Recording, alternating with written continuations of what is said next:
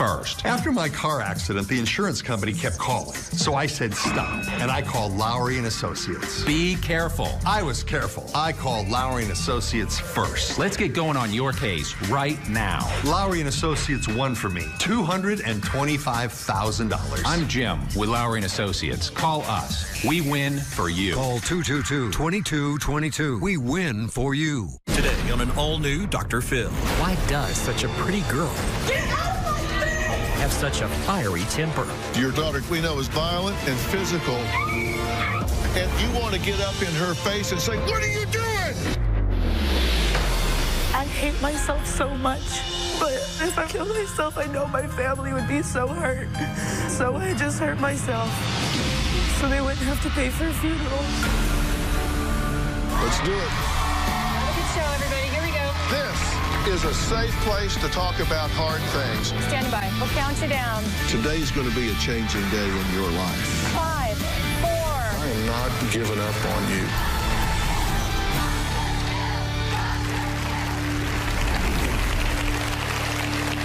Yesterday, we met 21-year-old Danielle, whose father says she is a ticking time bomb who will take down anyone who gets in her way. Now, David and Carline say Danielle is so out of control that at just 21, she's already been arrested twice. Once for punching a man she was dating, and the second time for public intoxication just days before Danielle was set to appear right here on the show. David also suspects Danielle is self-medicating with alcohol, marijuana, and other drugs. His suspicions were confirmed when he received a call from one of Danielle's friends who told him where he could find her drugs. Danielle says when she loses control, she rages, says all of her beatings are justified, and admits to driving high and drunk. Here's what happened yesterday. My daughter Danielle is a ticking time bomb. Hurtful, revengeful, mean, unpredictable. Get out of my face! Get out of my face! She gets into this rage. She is in my face. Don't cuss at me! We're at the detention facility right now. We're going to pick up Danielle and take her home. What were you arrested for, Danielle? I was drunk in public. Do you have any idea what I went through last night? I tried contacting everybody. I tried With contacting with a phone. You've been dealing with it for so long. What is your theory? She has a huge heart, but she has anger issues. Don't yell at me! When I get mad, I rage. Nobody can recognize me. I can't even recognize myself. Shut the up! One time, I was bashing my head in my face with a metal tin so bad, the tin ended up slicing my head open. Hi, hypocrites. Take me through the moment when you're pulling your hair. Take me through the moment when you're actually gouging your own eyes. I've cut my legs. I've burned myself with cigarettes. I've bitten myself. Does it work in the moment? Oh, it works. It relieves the pain 100%. Marijuana is something that helps me relax. They want to hear me say I do other drugs, but I don't. I had suspicions. I went into her room. She keeps her money in this, and that's her cocaine. That was something that I've had for a while. I kept it in that tin. When Danielle was about 7 years old, she said, "Mommy, I'm hearing these voices and they're telling me to take pencils and stab my sisters in the eyes." That's where it all started. It's just gotten worse. Who do you think you're talking to? Why are you I am your father. Why are you in my face? You think that he gets in your face first. Oh, most definitely. What if I'm the one person that maybe sees this differently than the other 9 people that you've seen? Well, let's hope you can pull that secret wisdom out from somewhere. You want to know what I think? Yes, I do. Do you? I think your behavior is self-destructive. I think it's outrageous. I think it's often criminal. I think it's illegal in so many different ways. I think it's assault. I think it's battery. I think it's drunk driving. I think it's violating drug laws. I think it's reckless. I think it's endangering. I think it's pathological. I think it is so many things that are absolutely outrageous, out of control, and over the top, and it absolutely has to stop. I think it's completely outrageous and out of control. And I don't ask myself why you're behaving that way. I ask myself why not.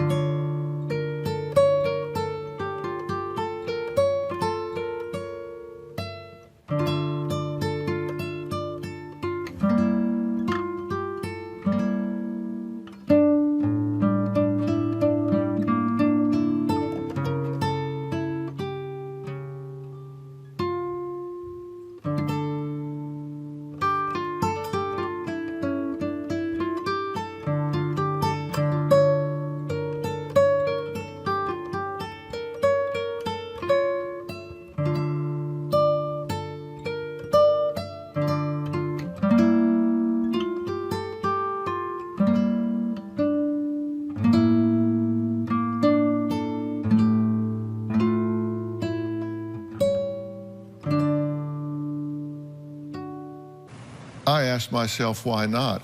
I'd look at what you have been through and are going through, and I actually think I would do the same damn thing you're doing. I really do. I am so sorry that you have been through what you've been through and are going through what you are going through. I don't even know how to tell you. You say nobody listens to you, nobody gets it, nobody understands. Look me in the eye. I do. You are screaming for help so loud, you are so frustrated, you don't even know what to do. And I want to look at some tape here. Get out of my face! Get out of my face! Why are you doing that? It's your Let go of me! stop. No. Okay, that's fine. Sit right there all night. Hey, David, who wants to possibly... Okay, rack it back to the top with Dad. Stop. What in the hell are you doing?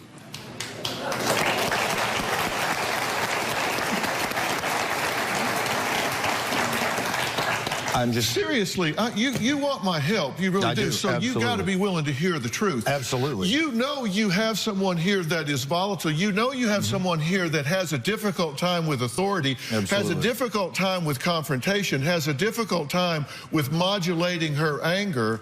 And so you want to get up in her face and say, what are you doing? What do you expect her to do? You couldn't provoke her anymore if you put her in a cage and poked her with a stick. What the hell are you doing here? I'm just trying to get her attention. Oh, you got it. I did. You can't tell me that you don't realize this is going to bring about a confrontation that is explosive. I know it is. And let me ask you something. There's a point during that tape where you're talking to her and you're in her face and then you slide around to the side and you whisper in her ear. What are you saying in her ear? I'm not going to win this. Who do you think you are? I tell her I love her sometimes. That's not what you told me that day. Sometimes I try to shock her with something to... Get a reaction out of me? Yeah, you sure did. Can I say something? Sure. Because I did not tell him that I sent this video. Because I just kept it a secret because I'm thinking, this is what's happening. He gets in her face. He doesn't even realize it. So you scream at her, and then you slide around to the side and whisper in her ear. Are you trying to make her insane? No. That's called double bind. That's a message where you say, get back, come here. Get back, come here. Get back, come here. That's a prelude to schizophrenia. That's what the message you give a child that confuses them. It says, get away, come here, get away, come here, get away, come here. They don't know. It's what's called a schizophrenogenic parent. It's very confusing. And then we say, we don't know why she's acting this way. I don't have the answers, Dr. Phil. Because you can't make sense out of nonsense. And later...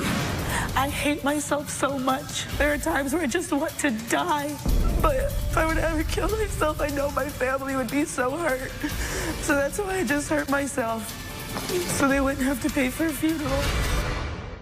Tomorrow on an all-new Dr. Phil. She claims her mother-in-law... You're trying to run her off. You've got no trespassing signs. She got a restraining order against me. After she took one out against me.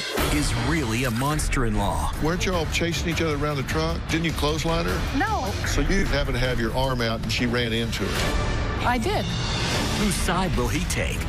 Where would you like your chair? Can I sit next to you? Hell no. That's tomorrow.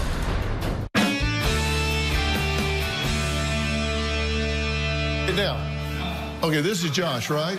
Yes. Okay, so, okay, you can stop that right there. So now we're going to have a wrestling match. We've got somebody that we know is volatile, violent, and physical, so we're going to engage in a wrestling match.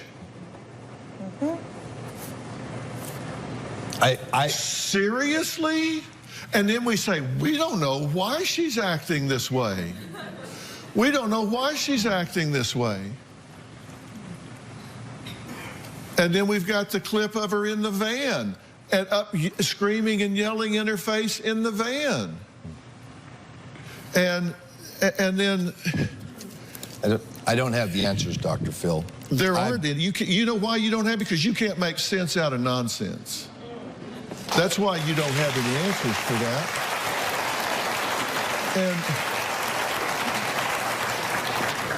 that. And didn't you tell me in here that at one point you were trying to talk to her and you were chasing her? Okay, you got your wrist slammed in the door. Yes. Yeah. This is after you're chasing her. No. Yes, when she ran out to Okay. when she ran out the door and I got my wrist slammed, then she was screaming down the street. I didn't want her to hurt herself, so I followed her, and then we ended up sitting on the curb, and I ended up talking her down and calming her down. And you were chasing her? Well, I was following her, yeah. Was she running? I don't remember if she was running. Was she eluding you? Getting away from you? Trying to escape you? That's what my parents have always told me. They say, Danielle, if you get mad, go on a walk. But then whenever I try to go on a walk, they both follow me, especially my dad. And I tell him, Dad, I need to go on a walk. I need to calm down. And he'll go, get your ass in this house. It's his favorite thing to do is snap at me like I'm a freaking dog. I don't have to ask you how that makes you feel. Gets me pissed. I don't like getting treated like one of his little Marines. I'm not a Marine. I'm a girl. I'm a daughter. I am his daughter. And he doesn't have to snap at me like that. Laura says the scariest moment was when Danielle was angry because she took her cell phone away. Danielle became irate, threw the cell phone against the wall, and put a hole through it. When she chased after Danielle, she says Danielle slammed the door on her hand and almost broke it. Why would you chase an 18-year-old? Because I didn't want her to hurt herself running down the street. So you chase her into the street? Well, she was on the sidewalk. We live on a dead end. It was... Really? Mm-hmm. I care about my daughter. Does it seem reasonable that you guys are engaging in this kind of physical antics here? At that point, right there. So you're here to defend this? No. You're not here to change this. No, you're I'm here definitely to defend here to change this. You're parenting correctly. You're here to defend it. I'm not here to defend it. Then what are you doing right now? I'm trying to tell you. When that happened, it was at the very beginning of her massive downward spiral. No, it wasn't. When she was 18? No, it wasn't. This massive downward spiral started a long time before that. And it wasn't your fault. And it wasn't your fault. This started a long time ago. You guys have just been trying to manage it, and you didn't know how to do it. That's true. Very true. This isn't about placing blame. It's about figuring out responsibility and what to do. Absolutely. You are a loving and caring mother. I'm not trying to say you're not. This started a long time ago. You just got in over your head really fast. Started when she was 7. It started to show itself at 7. It started even before that. Yeah. I would agree. Is there something deeper going on here with Danielle? You damn right there is. And it's multifaceted. One element of it is so traumatic, she just cannot get past it. And I wouldn't be able to either. We're going to talk about that next, because it's time. It's this girl's turn. It's time for her to have a voice. We'll be right back.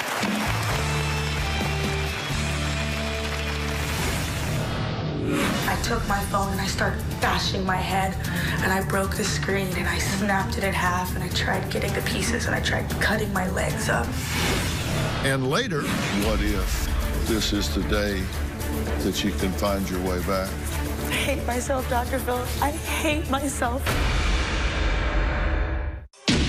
You're just a loser, Paul.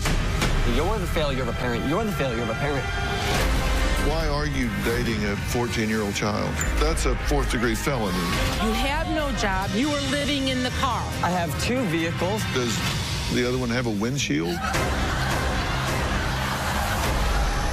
My stepdad is guilty of molesting me and my sisters. You know what you did. I didn't do what you said I did. Oh, yes, you did. Your daughter's 14. You say, I'm giving her dope because all kids smoke dope anyway.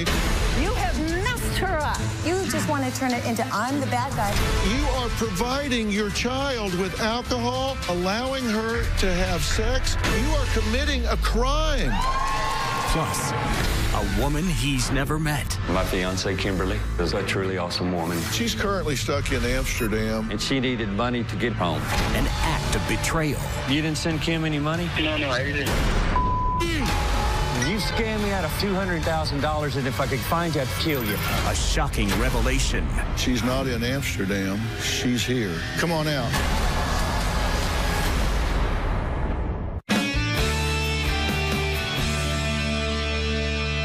I'm back with David and Laura and their daughter, Danielle, and Caroline, who actually wrote in. And I hope the day comes when you thank her very much for reaching out and getting you this help.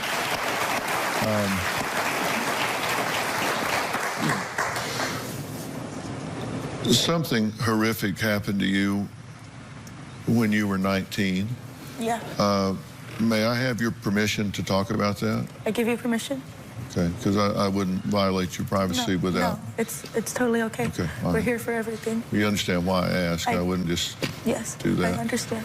Let's take a look at this. I don't trust men. Part of the reason is when I was 19, I was raped by 2 men. I was passed out. They tagged my body. They wrote with Sharpie their names all over me, and all I remember is saying no and crying.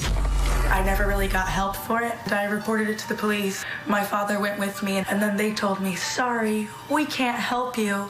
Not in our district. Get help elsewhere. After they had already had me explain all the nasty that had happened to me in front of my dad. Once they said that to me, I took my phone and I started bashing my head, and I broke the screen and I snapped it in half, and I tried getting the pieces and I tried cutting my legs up. I lose myself. I get lost in myself.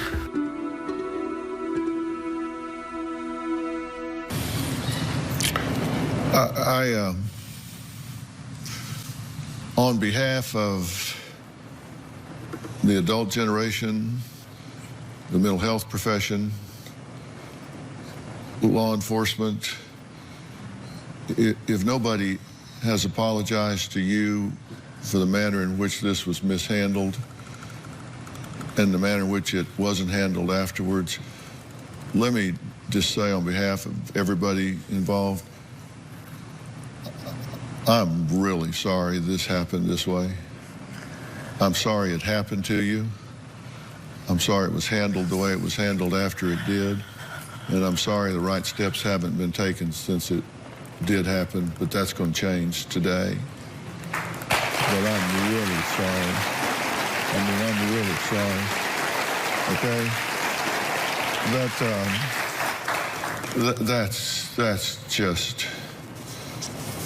That's just terrible. That's just terrible. And there's one thing you won't hear me say today, and that's I know how you feel.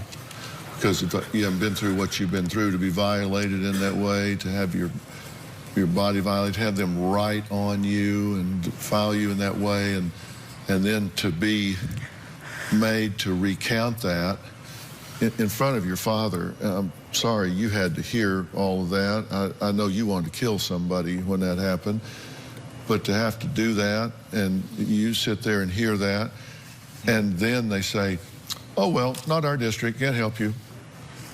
Goodbye. It just, what the hell? I mean, seriously, what the hell is going on? And then so you're left to deal with that.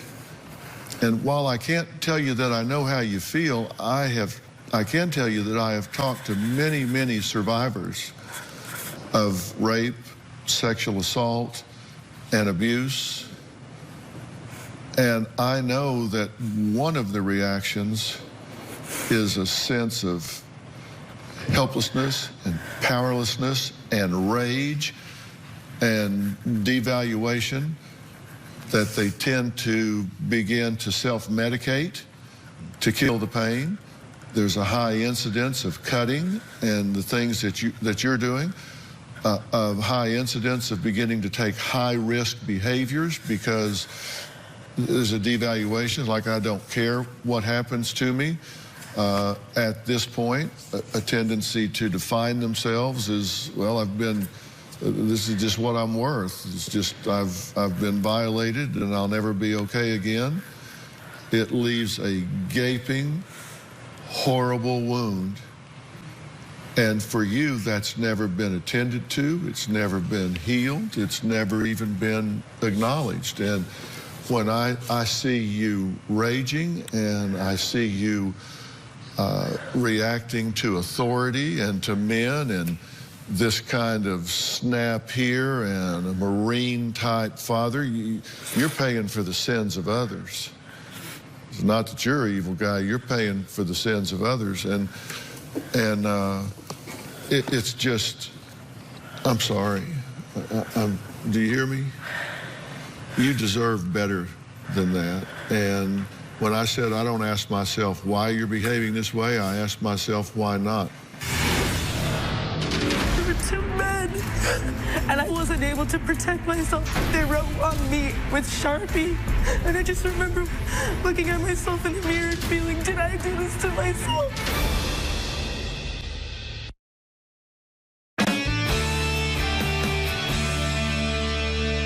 You can think about that for 10 seconds and you're right back there, aren't you? I have nightmares about it sometimes. And it sucks because I feel helpless and I feel like I can't move. And I've taken so many years of martial arts just to feel helpless. I've taken years. I've taken Taekwondo, I've taken karate, I've taken Kung Fu. And I still wasn't able to protect myself in that situation, and it breaks my heart because I couldn't even do anything. They were too strong. At the same time, there were two men, and they tagged my body everywhere. They tagged everything. They wrote on me with Sharpie. They wrote their names. And I just remember waking up and looking at myself in the mirror and feeling, did I do this to myself? And thinking, how did I let this happen? How am I going to tell my dad? How am I going to tell my boyfriend? Did I just cheat on my boyfriend? Is this my fault because I came? Is it my fault because I drank? Is it my fault because I trusted somebody and I don't trust anyone anymore? And it sucks because I want to. I want to so bad. But at the same time, I don't. I hate everybody. I hate myself. There are times where I just want to die. There are times where I just want to stop breathing. Times where I just want to kill myself. But I said if I were to ever kill myself, I know my family would be so hurt. So that's why I just hurt myself. So they wouldn't have to pay for a funeral.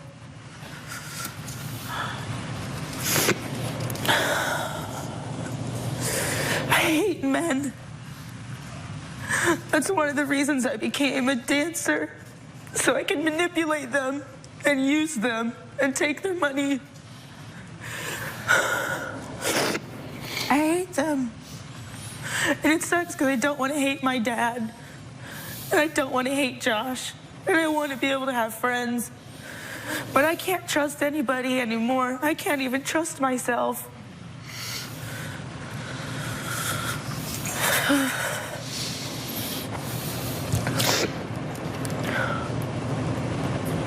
When we started this conversation, I said, what if this is the day that you can find your way back? This is the day that you can find your way back to you, that you can find your way back to trusting and being part of your family with your mother and your father and trusting and loving yourself. I hate myself, Dr. Phil. I hate myself. I hate myself so much. That's one of the reasons I do drink is because I don't want to feel it. I don't want to feel it. I'd rather get away. I'd rather run away from the pain or the anger or the sadness. I'd rather run away. And I even taught myself sometimes to just completely block it out of my head. And that coping skill has got me nowhere.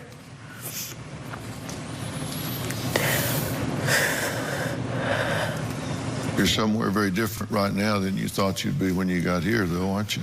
Yes, I am. I have a plan. You want to hear it? I do. So where does this lovely young girl go from here? Where does this young woman go? Where does this family go? I'm going to tell them with great specificity after break.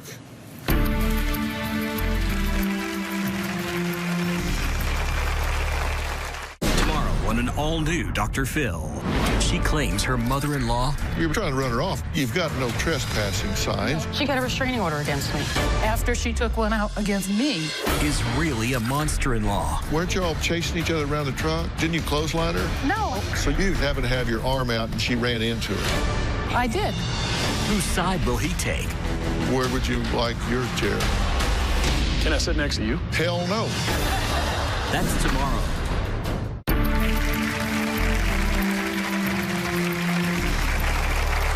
I'm talking to 21-year-old Danielle, who has been arrested twice, drinks and smokes marijuana while driving, and beats up anyone who makes her mad. She's been stopped by the police 6 or 8 times in addition to being arrested. She says she's been diagnosed with ADHD, depression, anxiety, bipolar disorder, and told she is OCD. Danielle says all she wants is to be treated like a normal person, even though she admits she certainly doesn't act like one. Ever since I was a child, I feel like I've been treated differently because of the medications I've had to take, the therapy sessions I've had to go to. When Danielle was about 7 years old, the doctor said that she believed Danielle was bipolar, had anger disorder, and obsessive compulsive disorder, and prescribed us with a medication. I've taken Danielle to a psychiatrist. Recently, the psychiatrist believes she may have dual personality disorder. I really don't want to go to therapy. Straight up, I don't believe that they could help. I'm tired of therapists saying, but how do you feel? I don't know what I feel, bitch, so I can't tell you how I feel. They put you on Ritalin when you were 7. And so loft. And yeah, I'm getting to that. It's an interesting study, a very longitudinal study that's just come out that people that are put on Ritalin before the age of 23 have a very toxic reaction brain-wise compared to people that are put on it after 23, because the brain is still developing before 23. And this is a major, major finding that is going to impact the treatment of ADD and ADHD, and it can create what is known as an iatrogenic illness. And an iatrogenic illness is an illness that is made worse. The results of the adverse effects of diagnostic and treatment process, which means it's made worse by the treatment. You have something wrong, and the treatment makes what's wrong worse than it was before you treated it. And so the fact that you haven't gotten better across time, you say that you're hearing voices at age 7, and so they treat you for ADHD? They always told me I just had an overactive imagination. Well, seriously? You're hearing voices and they treat you for ADHD? Where'd they get their degree at Sears?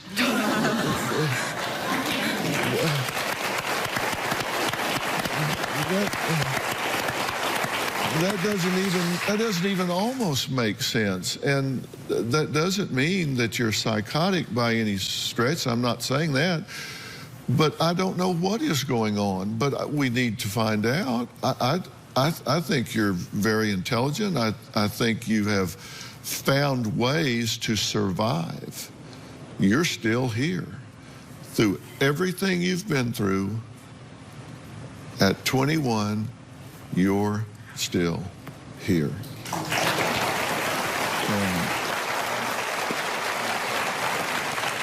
Before appearing on the show, we ask every guest what question they have for me.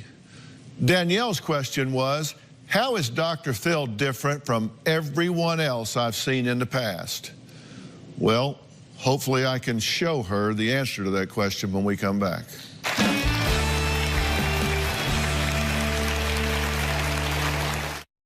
The #1 show in daytime is taping now. All we need is you. You're going to be in the Los Angeles area and want to watch a live taping of the Dr. Phil Show? Call 323-461-PHIL. That's 323-461-7445 or visit drphil.com. Tickets are free, and I hope to see you soon.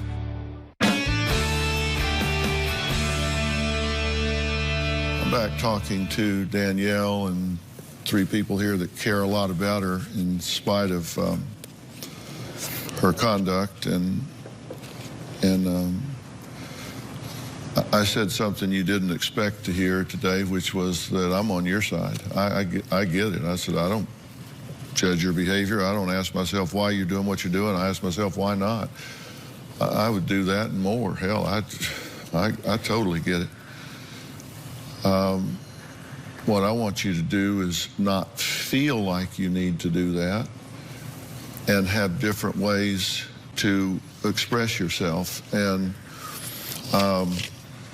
part of this is a matter of some bad parenting. You do the best you know how to do at the time, right? Absolutely. And you're a Marine and a very successful Marine. And by the way, thank you for your service.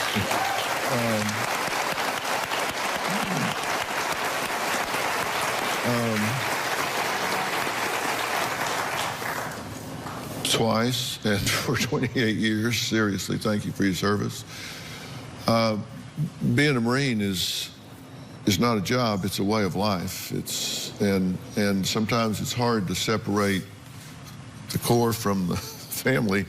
True. And you just are who you are, and you've taken what works there home, and it doesn't work at home. Even almost. But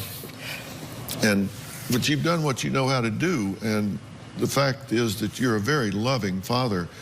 You have to give him credit. He's on Dr. Phil. This is Dad's on Dr. Phil. It's the last place he wants to be. But he is here, and you need to learn some new ways to do this. And you're very bright and worldly guy, and I have no doubt that you can do that.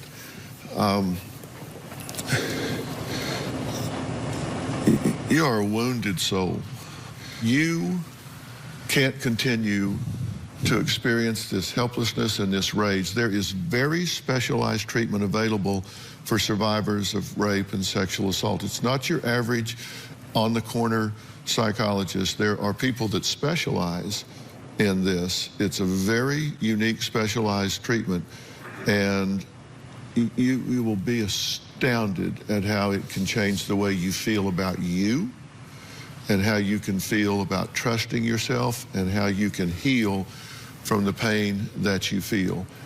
This is TJ Howard right here, and TJ Howard is the Director of Operations for Origins Behavioral Healthcare, and they're located on South Padre Island. It is a very sophisticated, gender-specific, age-specific treatment program for men and women that is what's called a dual diagnosis treatment center. If you've been self-medicating, they deal with that, but they deal with all of the other things also, and they will deal with the very specialized care that you need as a survivor. Questions from you. Stay right here.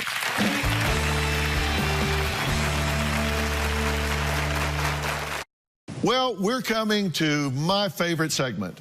It's time to Ask the Doctors with my very good friend, Dr. Frida Lewis Hall, Pfizer's Chief Medical Officer. So welcome.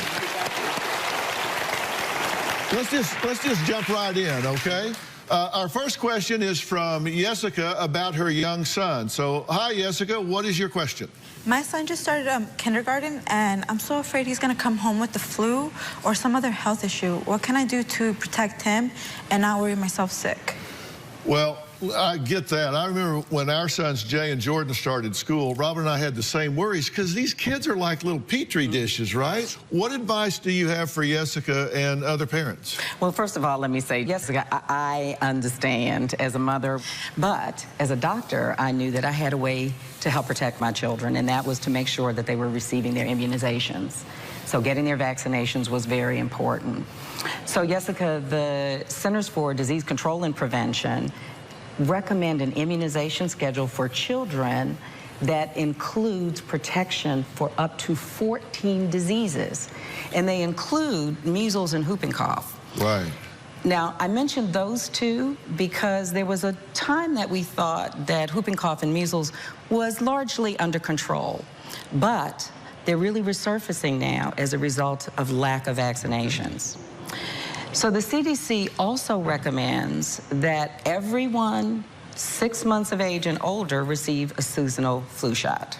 That young, 6 months or older, okay. So it's important to think about vaccinations as a base. And then there are a whole list of other things. The first thing is, I guess what our mothers told us, which is wash your hands often with soap and water.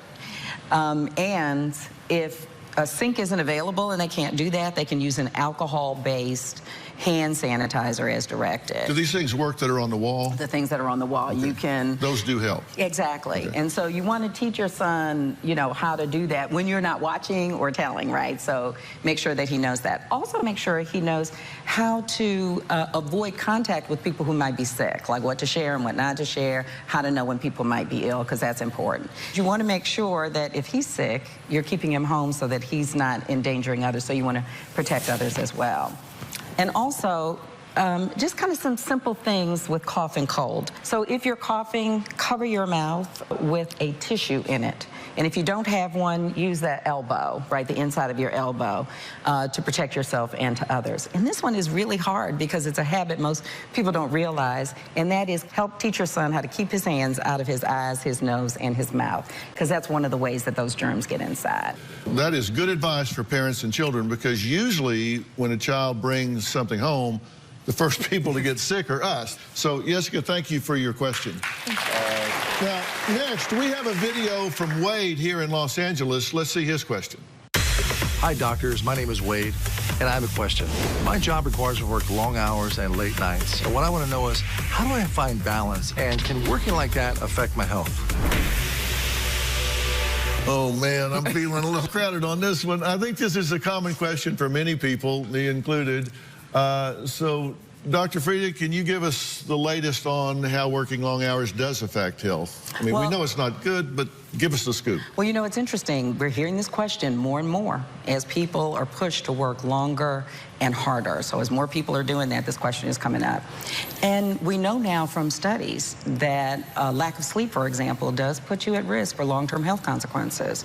And that includes things like diabetes, obesity, high blood pressure, and heart disease, as well as depression, anxiety, and mental distress. A recent study in the European Heart Journal indicates that people who work 55 hours or more a week may be at greater risk for developing atrial fibrillation. Now, that's an irregular heart rhythm that's linked to stroke and other health problems. And that's compared to people who work 40 hours or less a week. So just the long hours themselves can really be a problem. Yeah. Does Robin have her arms crossed, and is she looking at me like this out there? Okay. Pretty much. Yeah, pretty much. Okay. All right. Now, there are specific strategies to balance work and the rest of your life before it affects your health. And I want to talk about these just in terms of life management. First, talk to your manager. Are the long hours really needed? And could you strike a balance between maybe being at work and sometimes working at home, and improve the quality of the sleep that you get? And by that I mean remove distractions from your bedroom, like TVs, cell phones, computers, because these inhibit sleep. And regular exercise and healthy diet really do improve the quality of your sleep. Relaxation techniques such as meditation, yoga, deep breathing exercises may improve both the quality of your waking hours and the quality of your sleep. So just those simple things can add up and aggregate to make a big difference. So Wade, thank you for your great question. And remember, your health always comes first. For more information on these topics and a whole lot more, everyone must check out your website, gethealthystayhealthy.com. Absolutely. And while you're there, you can sign up for our newsletter, and that way you can get answers to your everyday health questions come to you. Yeah, and let me tell you, that newsletter, it is really informative. This is a great website. Okay, I want to thank all of my guests today, especially Dr. Frida Lewis Hall. It is so good for you to come. I love being here. Thank you so much.